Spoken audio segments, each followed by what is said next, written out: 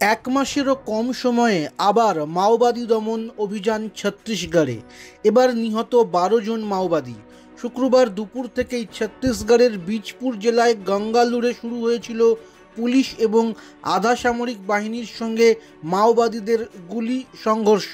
সন্ধ্যায় ছত্তিশগড়ের মুখ্যমন্ত্রী বিষ্ণুদেও সাই জানান, গঙ্গালুরের ওই এলাকায় 12 জন মাওবাদীর মৃতদেহ পাওয়া গিয়েছে। গত এপ্রিলেই পুলিশ এবং আধা সামরিক বাহিনীর যৌথ অভিযানে ছত্তিশগড়ের মৃত্যু হয়েছিল 29 জন মাওবাদীর।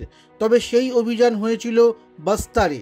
শুক্রবারের অভিযান হয়েছে বীজপুর জেলায়, যা বস্তারের মতোই ছত্তিশগড়ের দক্ষিণের জেলাগুলির একটি। বস্তার আর বীজপুরের মধ্যে রয়েছে ছত্তিশগড়ের আরও 2 জেলা, দান্তেওয়াড়া এবং সুকমা। সেখানেও মাওবাদীরা সক্রিয়। শুক্রবার বীজপুরে মাওবাদী দমন অভিযানে সাফল্যের জন্য পুলিশ এবং আধা সামরিক বাহিনীকে অভিনন্দন জানিয়েছে রাজ্যের মুখ্যমন্ত্রী সাই। পরিসংখ্যান বলছে, এই নিয়ে চলতি বছরে 100-এরও বেশি মাওবাদীর মৃত্যু হলো।